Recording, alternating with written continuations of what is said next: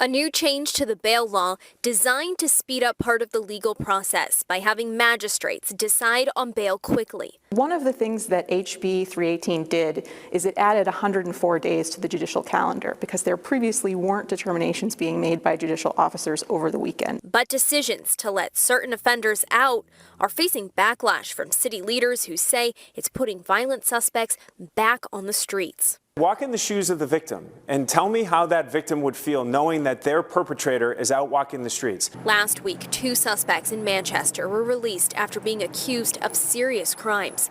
One man is said to have violently stabbed a stranger about 10 times on Elm Street.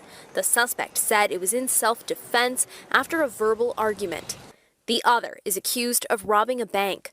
Both Manchester men had prior records and were released on personal recognizance just hours after their arrests. How you don't take that into account in a situation like this objectively makes the city of Manchester less safe. But the courts say they do take factors like public safety into consideration. Is the person a danger to themselves or the community? Are they dangerous? So those are always individual determinations based on that individual person's history, what they're alleged to have done in this case, any arguments or statements that they have about what happened in the situation. It is always an individualized assessment. But Manchester Mayor Jay Ruwe says magistrates are not doing enough to prioritize safety.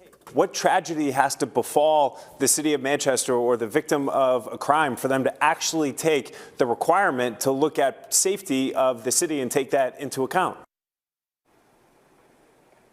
Now, I asked Mayor Ruwe what he would like the magistrates to keep in mind while they're making bail decisions on cases similar to this. He said that he wants magistrates to keep in mind that their decision has a huge impact on whether or not people feel safe in their own city.